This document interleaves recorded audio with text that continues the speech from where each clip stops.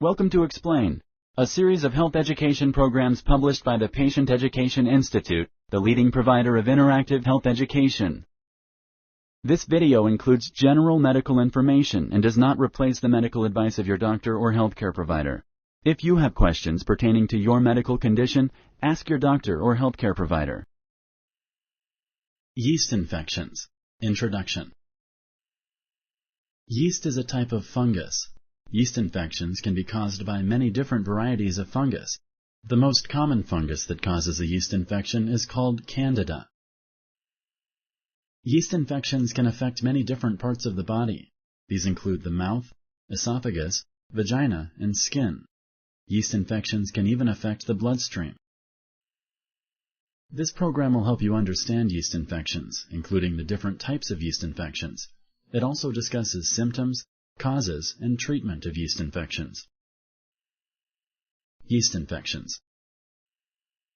Yeast lives almost everywhere, including your body. It is usually found in the mouth, digestive tract, and the vagina. A small amount of yeast is normal. Usually, your immune system keeps yeast under control. When your body can't control yeast, it can multiply. This causes a yeast infection. Yeast infections are not usually contagious. However, sometimes a person with a weak immune system can catch the infection. Yeast infections affect different parts of the body in different ways. For example, thrush is an oral yeast infection that affects your mouth and tongue. It causes white patches of yeast to grow. These patches can increase in number or size if not treated properly. Esophagitis is a thrush that spreads to your esophagus. The esophagus is the tube that takes food from your mouth to your stomach. Esophagitis can make it hard or painful to swallow. Women can get vaginal yeast infections. Vaginal yeast infections are sometimes called vaginitis. They affect the vagina. Vaginal yeast infections are common and may cause itchiness, pain, and abnormal discharge.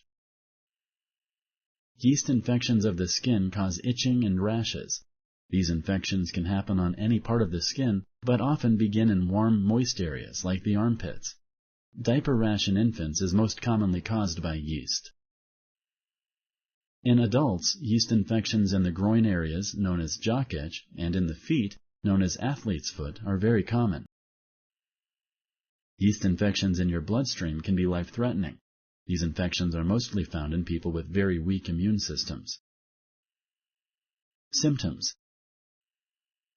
Symptoms of a yeast infection depend on the type and location of the infection. Most types of yeast infections cause itching or pain in the affected area. Thrush, the oral yeast infection, may cause the following symptoms: red cracked patches in the mouth, white patches in the mouth, patches that bleed easily, soreness. Symptoms of esophagitis, the yeast infection of the throat, include pain behind the breastbone, painful swallowing. A yeast infection of the skin may cause the following symptoms: red, moist, raw skin, usually found in warm, moist areas, inflammation of the skin, itchy or painful skin, tiny pus-filled bumps. Symptoms of a vaginal yeast infection include vaginal itch, burning, or pain, abnormal discharge, sometimes appearing like cottage cheese, pain with sexual intercourse, painful urination. Sponsored by the Patient Education Institute. www.patient-education.com. Over 5,000 videos and interactive tutorials. Risk factors. Certain factors can increase a person's chance of getting a yeast infection. These are known as risk factors. Infants are at a higher risk of thrush. Thrush is not considered abnormal in infants unless it doesn't go away after a couple weeks. Young children are also at an increased risk of yeast infections of the skin. Diaper rash is an example of this type of infection. The diaper creates a warm, moist environment for the yeast to grow in. Older people are more likely than others to develop thrush. This makes age a risk factor for a yeast infection. Gender is a risk factor. Most women will have a vaginal yeast infection at some point in their lives.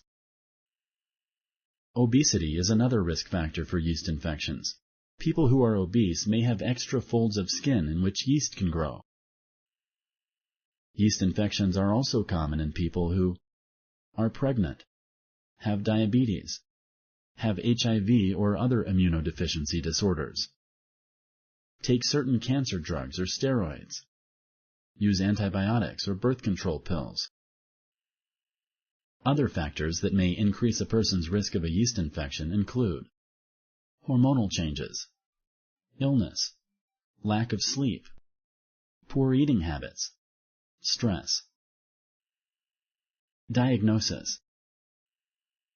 If you have symptoms of a yeast infection, your healthcare provider will try to find out if a yeast infection is the cause of your symptoms or if there is another cause.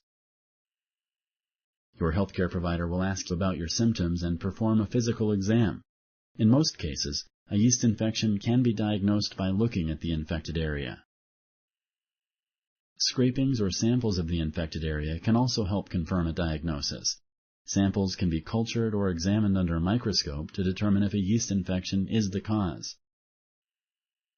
For a vaginal yeast infection, a healthcare provider will do a pelvic examination to look for inflammation and white patches on the vaginal wall. A sample of vaginal discharge can also help diagnose a yeast infection.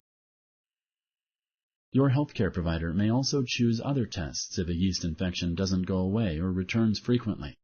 This may be a sign of an underlying cause, such as HIV or a weakened immune system. Treatment. Some yeast infections can be treated at home.